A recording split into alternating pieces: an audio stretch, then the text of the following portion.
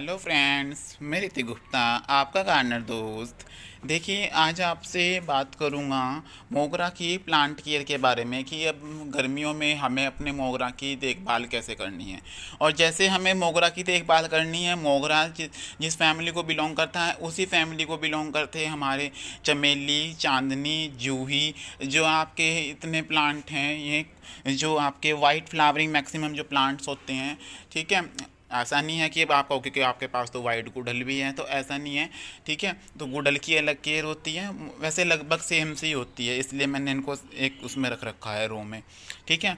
तो जो आपको इसकी प्लांट केयर है मोगरा की, उसके अकॉर्डिंग ही आपको अपने होल मैक्सिमम जितने आपके पास फ्लावरिंग प्लांट्स हैं उनकी आपको केयर करनी है, ठीक है। और जो इनकी कुछ अलग से केयर होगी उसकी भी मैं आपसे अलग वीडियो बना दूंगा, ठीक है। तो बात करते हैं कि अब मोगरा को हमें जो है क्या केयर मोगरा की करनी है समर्स में।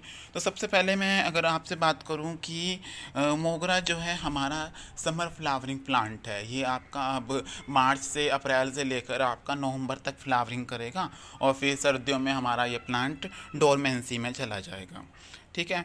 तो अब इसके पहले हम बात कर लेते हैं सॉइल कंपोजिशन के बारे में। तो सॉइल कंपोजिशन जो है इस प्लांट की, आपको वेल ड्रेन सॉइल रखनी है। ये देखिए, मैं दिखाता हूँ आपको। ये देखिए मैंने कितनी वेल ड्रेन सॉइल बना रखी है इसकी। तो ये वेल ड्रेन सॉइल आपने इस तरह से अपनी बना लेनी है प्लांट की। और वेल ड्रेन सॉइल पर मैंने पहले भी वीडियोस डाल रखी थी, ठीक है। ये देखिए, शायद मोगरा की ही मुझे लग रही है, ये ब्रांच होगी। अगर किसी और की हुई होगी तो फिर काट देंगे हम इसको। तो आपने जो है इसकी वेल ड्रेन सॉइल बना लेनी है। उसकी वेल ड्रेन सॉइल बनाने के लिए आपने 50% गार्डन सॉइल लेनी है, उसमें 30% सैंड डाल लेना है और 20% आपने जो है वर्मी कंपोस्ट या गोबर की खाद जो भी आप डालना चाहते हैं वो आप इसमें ऐड कर लीजिएगा। इसके बाद अब जो है आपने इसकी, मैं धूप की रिक्वायरमेंट की बात कर लेता हूँ। आपको इसको लगभग 8 घंटे की धूप, आपको 7 से 8 घंटे की धूप इस प्लांट को देनी ही है। चाहे आपने बालकनीज में भी लगाया हो, चाहे आपने इसको अपने घर के टेरेस गार्डनिंग में लगा रखा हो, तो इसको आपको जो है 8 घंटे की धूप की रिक्वायरमेंट होती है। इसके बाद अब बात कर लेते हैं कि इसमें फ्लावरिंग पाने के लिए अब हमें क्या करना है। चलो पहले पानी की बात कर लेते हैं। पानी का सिस्टम वही होगा जिस तरह हमारा हर एक प्लांट का होता है, क्योंकि जो केयर है ना हमारे हर एक प्लांट की सेम सी होती है। बस जो है कि धूप की रिक्वायरमेंट सब प्लांट्स की अलग अलग होती है, पानी की रिक्वायरमेंट सबकी सेम होती है कि जब आपकी ऊपर की मिट्टी प्लांट की सूख जाए तो ही आप इसमें पानी दें। कई बार हम क्या करते हैं कि गर्मियों में भी हम क्या करते हैं कि कई बार जो धूप है वो हल्की हल्की निकलती है, ठीक है। तो उससे क्या होता है कि हमारे प्लांट की मिट्टी सूख नहीं पाती और हम क्या करते हैं डेली वाटरिंग कर देते हैं। कई लोग तो क्या करते हैं कि दो दो बार दिन में वाटरिंग कर देते हैं कि गर्मी है, हमारे प्लांट को गर्मी लग रही है। हाँ, आप मिस्टिंग कर सकते हैं, लेकिन वाटरिंग आप जब भी कीजिए जब आपके प्लांट को, आपको लगे कि आपके प्लांट की मिट्टी सूख रही है, ठीक है ना। तो तभी आप इसकी जो है वाटरिंग करें। अब बात कर लेते हैं कि फ्लावरिंग पाने के लिए अब हमें क्या करना है, ठीक है। अगर आप केमिकल गार्डनिंग करते हैं, तो केमिकल गार्डनिंग जब आप करते हैं तो आपको लोग कहते हैं कि डीएपी डाल दीजिए। तो डीएपी आप इसमें डाल सकते हैं, ठीक है। एनपीके फर्टिलाइज़र आप डाल सकते हैं अगर आप केमिकल गार्डनिंग करते हैं। और अगर आप ऑर्गेनिक गार्डनिंग करते हैं तो मैं वैसे आपको पहले भी बहुत से फर्टिलाइज़र आपको बता चुका हूँ कि जो आपको मोगरा में फ्लावरिंग डाल लाने के लिए आपको इम्प्रूव, मतलब फ्लावरिंग को इम्प्रूव करते हैं। तो वो कुछ फर्टिलाइज़र मैं आपको बता चुका हूँ। आज फिर मैं आपको बता रहा हूँ कि मैंने इसमें आपके क्या डाला। मैंने इसमें जो मैंने घर में ऑर्गेनिक एनपीके बनाया था, ठीक है, नाइट्रोजन फॉस्फोरस पोटाशियम, एनपीके 19 19 19 बनाया था मैंने।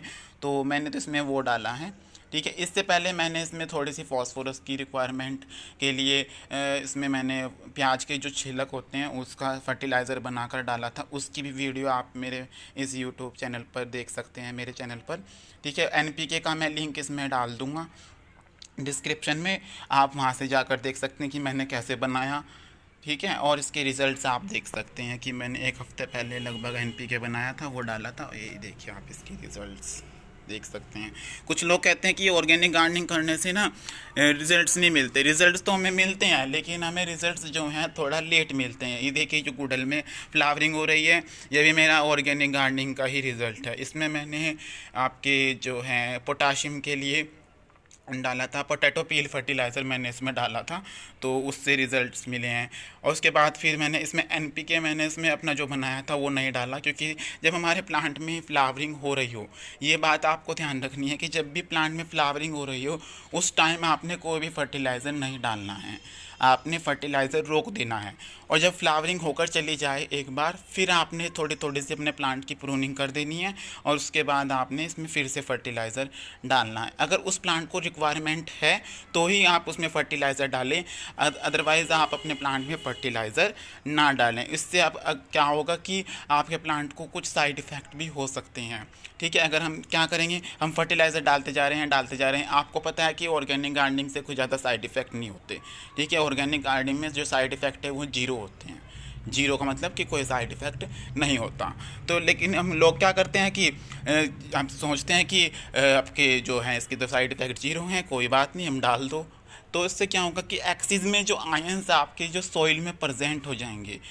ठीक है, आपने कोई पोटाशियम का दे दिया, कोई सल्फ़र का दे दिया, कोई फॉस्फोरस का दे दिया फर्टिलाइज़र, किसी भी चीज़ का आप दे रहे हैं, तो अगर एक्सिस में आयंस आपकी सॉइल में हो गए तो जो फ्लावरिंग हो रही है वो फ्लावरिंग भी आपकी बंद हो जाएगी। ठीक है, ये बात आपको ध्यान रखनी पड़ेगी कि जब फ्लावरिंग हो रही हो उस दौरान, उस टाइम आप अपने प्लांट को कोई भी लिक्विड फर्टिलाइज़र भी इवन आप ना दें। ठीक है, आप कोई भी फर्टिलाइज़र आप ना दें, kitchen waste fertiliser, vermicompost, कुछ भी मत दें। ठीक है, और जब फ्लावरिंग होकर चली जाए उसके थोड़े टाइम आप वेट करें, हफ्ते 10 दिन का। अगर आपको लगता है कि आपके प्लांट में उसके बाद नई ग्रोथ आई है तो आप अपने प्लांट को तो तब तो कुछ ना दें, अदरवाइज़ आप अपने प्लांट को, अगर आपके प्लांट को रिक्वायरमेंट है तो ही आप अपने प्लांट को फर्टिलाइज करें। ठीक है, तो ये बात हो गई फ्लावरिंग के लिए कि मैंने अपने इसमें प्लांट में क्या करा, मैंने इसमें अपना जो घर का ऑर्गेनिक एनपीके बनाया था वो डाला। ठीक है, इसके अलावा आप कैल्शियम भी अपने प्लांट को देंगे। ठीक है, आयरन भी आप अपने प्लांट को देंगे। बहुत सारी डिसीज़ हैं जो लग जाती है हमारे प्लांट्स में, उसके कारण आपका प्लांट मरना स्टार्ट हो जाता है। उसके लिए आप टाइम टाइम पे अपने प्लांट को स्प्रे करते रहेंगे।